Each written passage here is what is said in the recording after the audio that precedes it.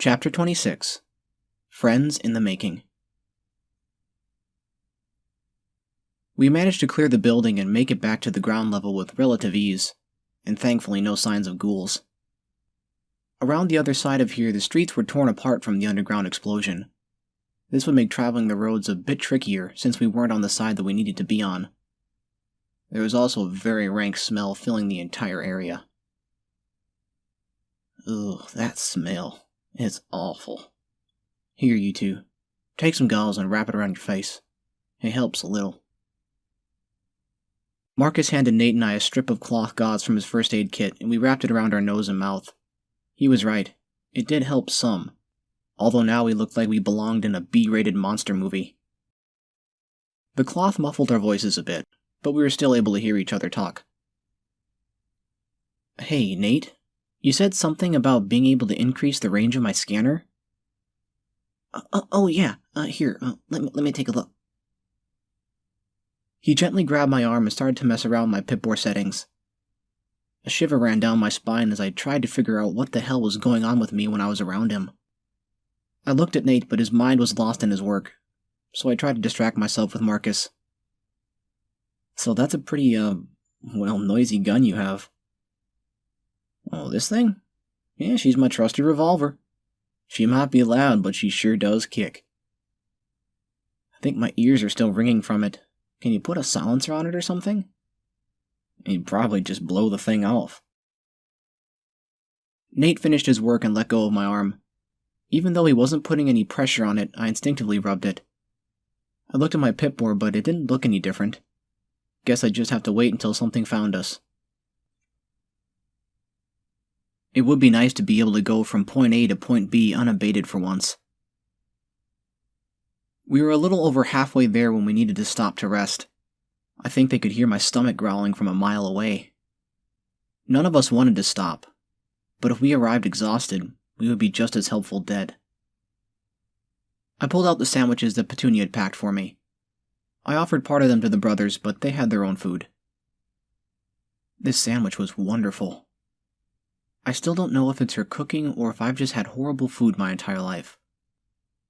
I may have to work out some kind of trade with her so she can keep my belly full of her deliciousness. Half the town is falling apart. I'm sure she has something that needs fixing. I have a lot of work ahead of me when we get back, and I'm actually looking forward to it. Hey, when we rescue Holly, what are your plans? We'll probably just head back to our place. To be honest, we're heading in that general direction. We lack hope and all, but too many of them still have a backwards attitude regarding foxes for us to even feel safe there. That's too bad, Marcus. You two seem to handle yourselves in a fight well, and between Nate and I, we could probably have the town running in peak condition within weeks instead of months, if we were lucky. I know that Mayor Swift likes you, and as of right now, she's trying to convince the town that you're good mammals. And I'll vouch for you as well. I mean, if both the mayor and the hero of hope say you're okay, that should stand for something, shouldn't it? That's very kind of you. Both of you putting your trust in us so easily. Unfortunately, we've been down this road before. No matter how much you try to convince someone, if they truly believe that all foxes are untrustworthy, then nothing and no one will be able to convince them otherwise. How can mammals be so heartless? To like one mammal but hate another just due to their species and nothing more? There has to be something I can do. Anything to help. Once I get back to Hope, I will do whatever it takes to change their minds, even if it means them losing me. I don't know if I can live in a place where the seeds of hate are planted so deeply. They both just stared at me. Why is it so hard to believe that someone cares? Sure, I may be oblivious to this world, both past and present, but all I want to do is reach for the future. A future where mammals are not trying to kill each other for stupid, petty reasons. A future where mammals can live where they want and how they want without fear of them spreading like a plague. And this was just here in Zootopia. Was the rest of the world like this?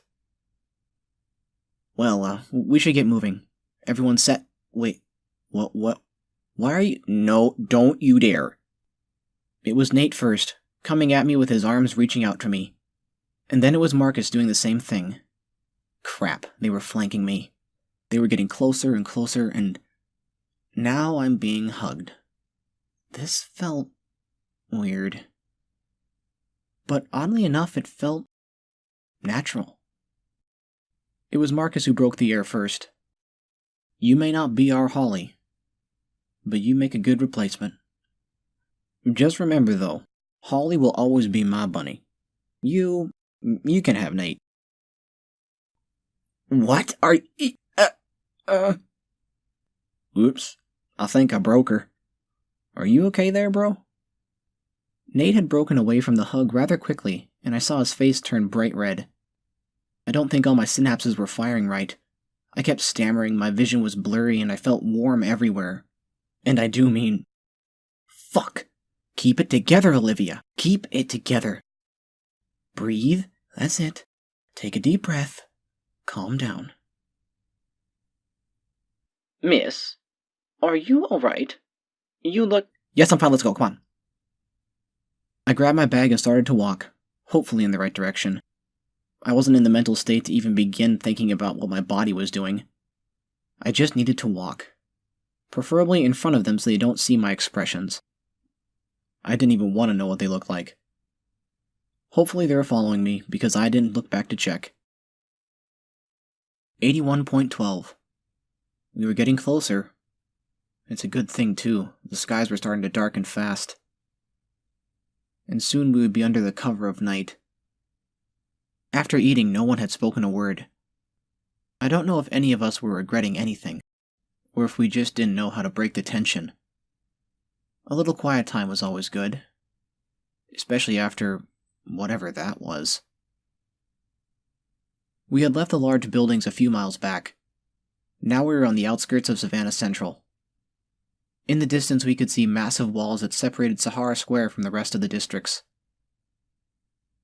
When we first saw them, they didn't look very large, but the closer we got, the higher they seemed to reach. Beyond those walls, a bit further north, is where we call home.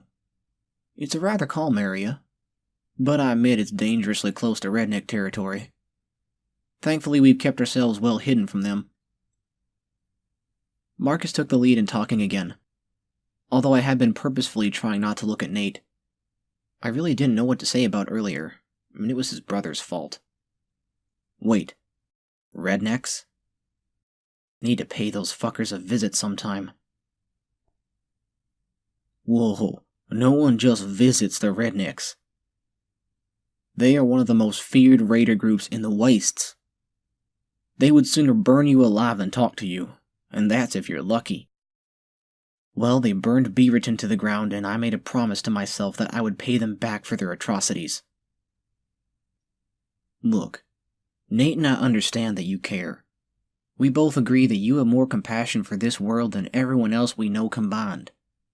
But if you go and throw your life away for some people who can't even thank you, what's going to happen to the ones who can? I hate being wrong. Every time I think my heart's in the right place, someone shows me that I'm just acting too rashly. Even if I did have the power to save everyone, it's no use if I'm dead. The problem is I can't just sit back and do nothing either. How do I even know if I have the power if I don't try to use it? Those fuckers aren't going anywhere, but Holly's life is in danger. Once everyone is safe, then I'll figure things out. It's getting really dark now. I hope we— I felt something push me back, and my first thought was Onion. But after quickly switching to my Pip-Boy's light, I saw that it was Nate. I was about to say something when he pointed to the ground. Directly in front of me was a large hole. It was big enough it could have swallowed me into it if I'd stumbled. It's a firebug, Burrow. You don't want to rile them up, although it's probably already out hunting. Thanks, Nate. How did you know it was there? Us foxes have pretty good night vision.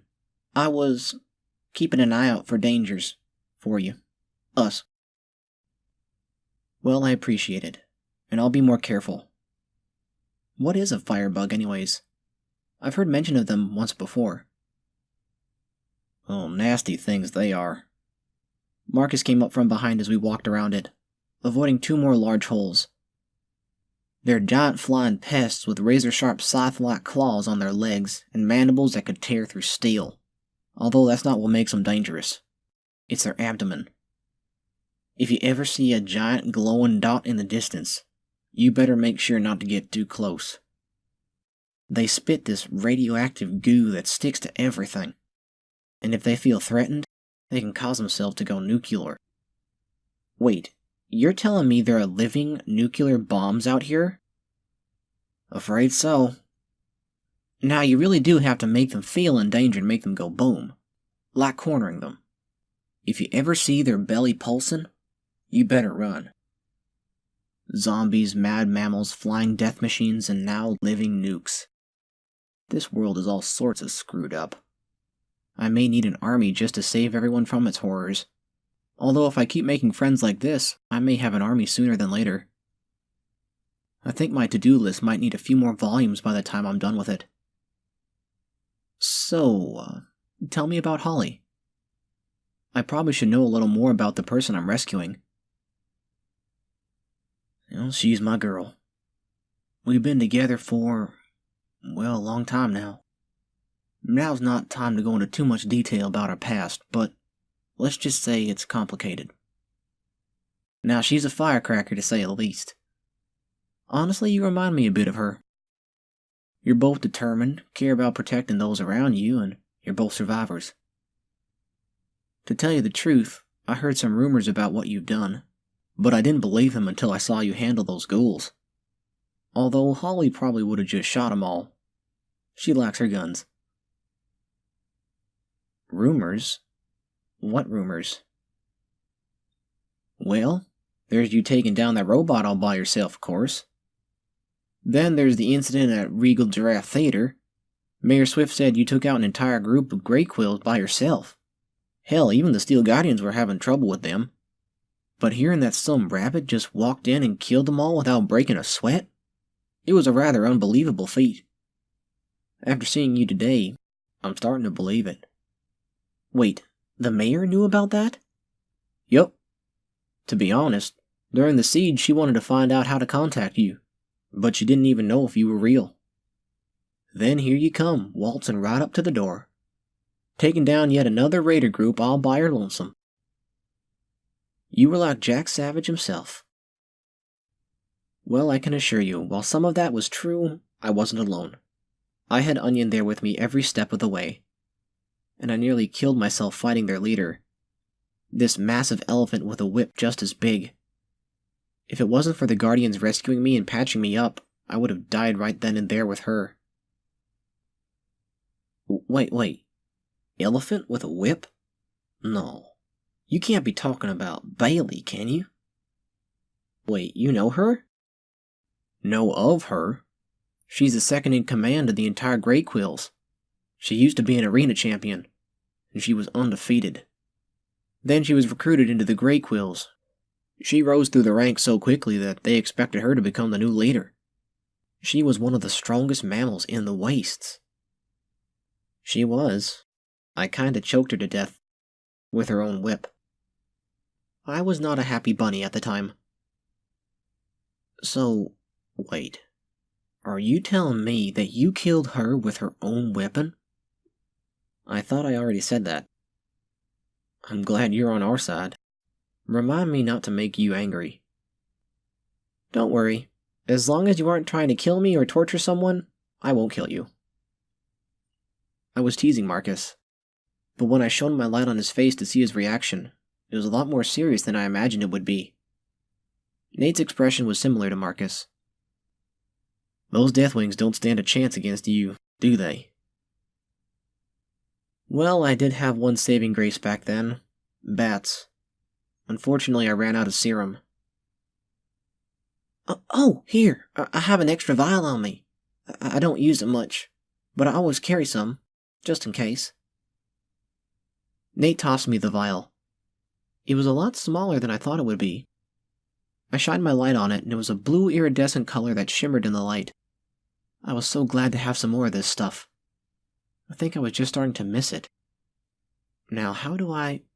Here, let me help you. Nate came over and took the vial from my paw and gently grabbed my arm. He then froze and looked at me while I felt his grip loosen. I placed my paw in his and nodded, letting him know that it was okay. Or at least, that's what I thought I was trying to say. Nate simply put on an awkward smile as he opened a small compartment on the pip bore and replaced the empty slot with a new chemical. Roughly, these last about 30 uses, give or take the species. Although I've seen them run dry in less than 15 and last nearly 50. Depends on the model of pip bore, really. Wait, there are different models of these things? You bet. Yours and mine are both the 3000 series, one of the later models. There are also some 2000 series and the 1000 series, although those last two use an older non-capacitive screen and outdated operating systems. And then there's the more elusive 4000 model. Only 5 of them were ever made. They look similar to the 3000, but their operating system is much more adaptable, allowing its user to integrate advanced software and hardware models. I think I'd die if I ever found one. Here I barely even knew my own pip bore, and he was acting like it was a God-given tool. Whatever. As long as I can use it to suit my needs. It's just another tool to me. Still, I would like to know more about it. Okay, Nate, here's the deal. After we rescue Holly, you need to teach me everything you know about my pip bore. Alright. What do I get in return? No, bad Olivia. How about I let you take a closer look at Onion? Miss, I object. No one's asking you, Onion. Okay, it's settled. Let's go before I do... let's just go. 95.1. We were almost there. And thank goodness for that. I really need a distraction. And shooting things has often provided to be quite the distraction for me. I don't enjoy killing. But at the same time, there's this thrill I get whenever I'm in the heat of battle. And I have a feeling that a battle is what we're gonna get. Thankfully, Nate had been able to replenish my bats. That will come in handy. And come to think of it... Nate? I pointed my light towards him and he still had a rather bashful expression on his face, but he snapped out of it when he saw I was facing him. Yeah? I was just thinking, now that I have some replacement serum for my pip bore and I can use bats again, but there's only one slight problem I've been having with it.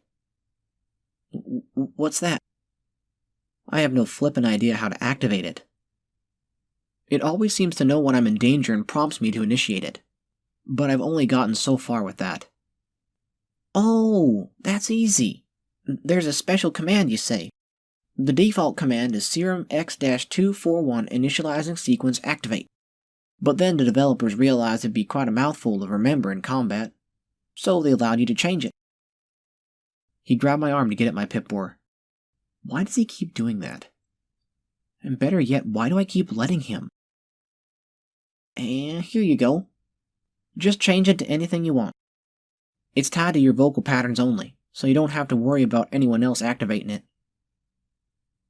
My vocal patterns? What should I change it to? A simple fuck you could suffice. But I don't want it going off whenever I'm angry. It had to be something quick and simple. Something that I would not normally say. I had an idea, but it probably sounded better in my head. Well, I can always change it later. What the hell. I pressed the button so I could record the activation code. Pip-bore, kill. Kind of a morbid activation code, ain't it? Well, it's short and simple. Plus, usually there's a lot of death when I use it, so it's suitable, I think. Don't anger the bunny, Nate. We're just about there, but I can't seem to see any... In the distance, I saw a figure shoot straight up into the sky before speeding over the wall separating the districts. I checked my map and saw there was a small strip of land that was separated by 2 rivers. That looked to be about where it was, and based upon the signal strength, it was a good guess. Did you see that? You mean the winged terror flying off into the distance? No, I must have missed it. You're acting rather calm, Olivia.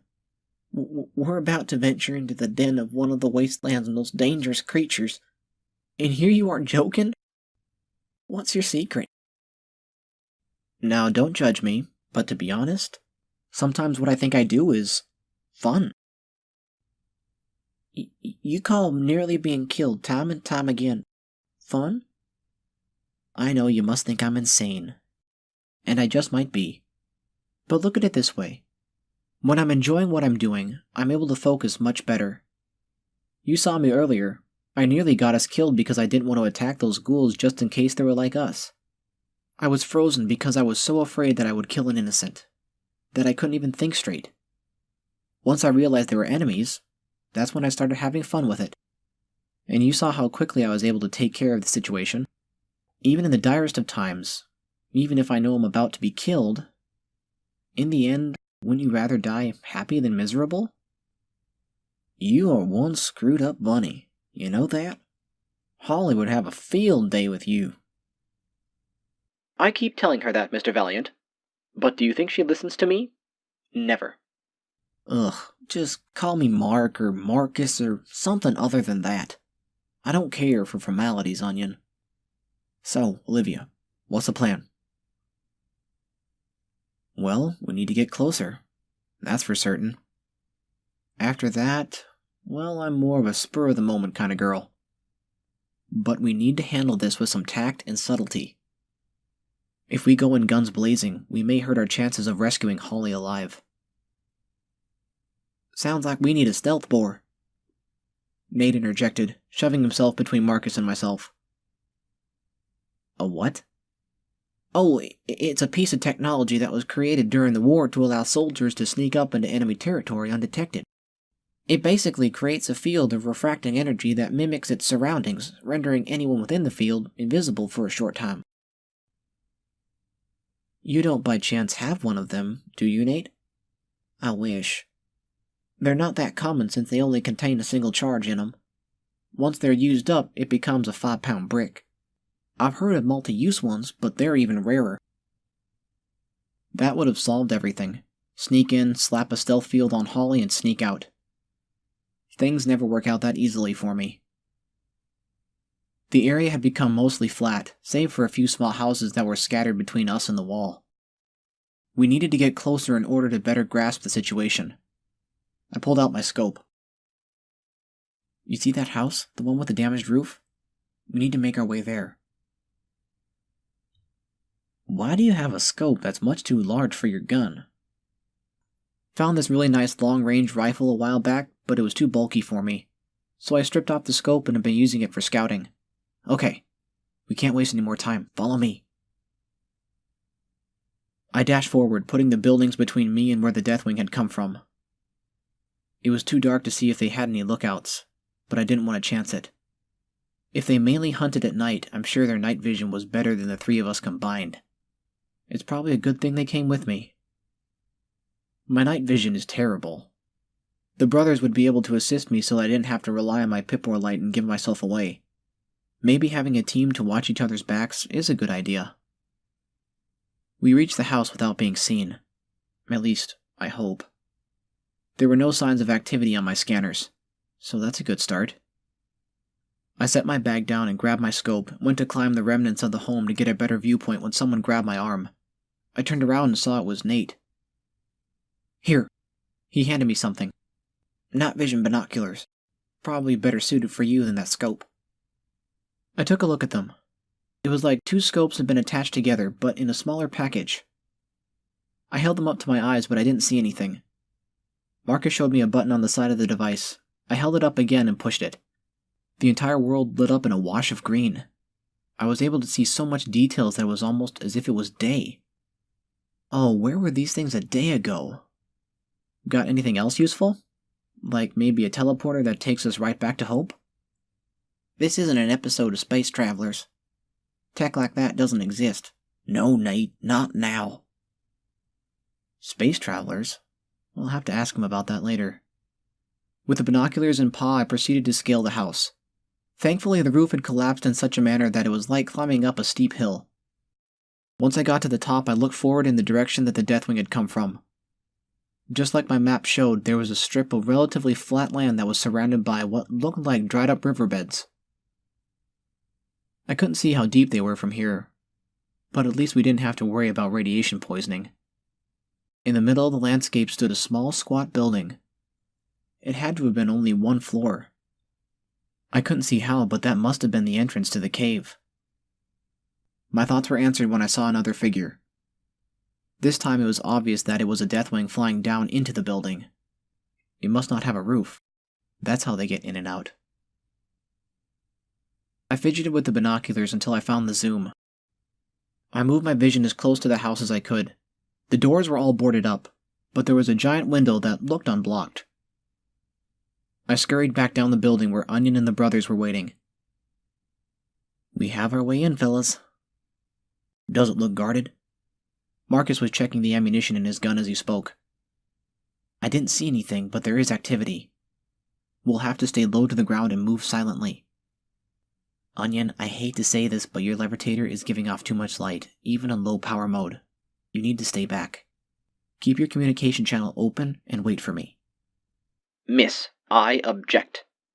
"No, Onion. Do as I say. Plus, this is different than the last time. I've got these two boys with me."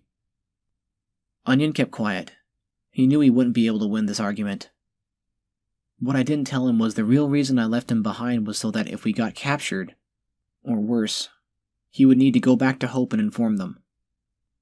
I know the mayor would want to know what had happened to us. He didn't know it, but I had already made a farewell message to be transmitted to him upon my death. I didn't have the heart to tell him, or them, my true feelings about this mission. Okay, now that that's settled, let's move out. Remember, low to the ground.